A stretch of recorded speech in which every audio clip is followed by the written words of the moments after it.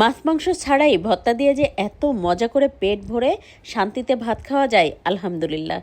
আজকে কয়েক পদের ভর্তা দিয়ে দারুণ মজা করে ভাত খেয়েছি। প্লেটে নিয়ে নিলাম গরম ধোয়া ওঠা ভাত, তার সাথে নিয়েছি একটা নাগামরিচ বা বোম্বাই মরিচ। প্রথমে খাবো আলু ভর্তা দিয়ে, আর আলু ভর্তার উপরে নিয়েছিলাম একটুখানি ঘি। গরম ভাতের সাথে আর আলু ভর্তা দিয়ে ঘি দিয়ে মেখে নিলে এত ভালো লাগে।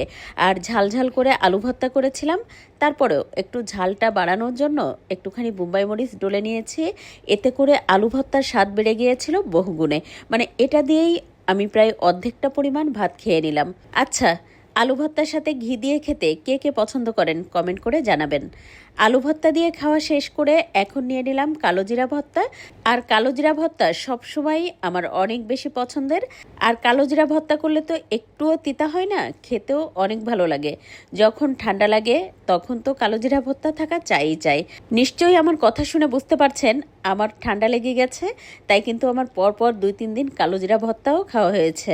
এতে করে হয় কি, ঠান্ডাটা খুব দ্রুত ভালো হয়ে যায়, গা ব্যথা থাকলেও খুব দ্রুত ভালো হয়ে যায়।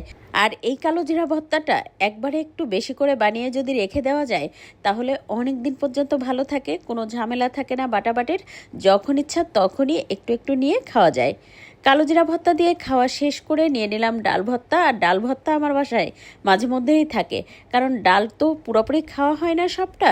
যখন পরের দিন ডাল বেঁচে যায় তখন আমি এভাবে একদম শুকনা শুকনা করে তারপর ভর্তা করে নিই, কারণ পরের দিনের বাসি ডাল খেতে খুব একটা ভালো লাগে না। তাই তো আমি এভাবে ভর্তাটা করে নিই, আর তারপরে এই ডালটা অনেক পছন্দ করে সবাই খায়।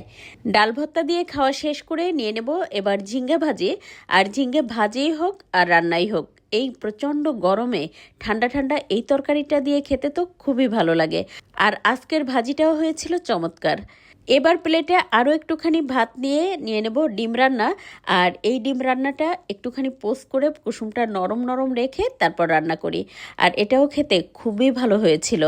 এই গরমে তো মাছ মাংস দিয়ে খেতে খুব একটা ভালো লাগে না, এরকম যদি ভর্তা থাকে তাহলে আলহামদুলিল্লাহ তৃপ্তি করে শান্তিতে পেট ভরে ভাত খাওয়া যায়। ভর্তা দিয়ে এত মজা করে ভাত খেয়েছে, এখন ডিমটা দিয়ে খুব বেশি ভালো লাগছে না খেতে। তারপরেও জোর করে করে ডিমটা খাওয়ার জন্যই একটুখানি ভাত নিয়ে ডিম দিয়ে মেখে খাওয়া।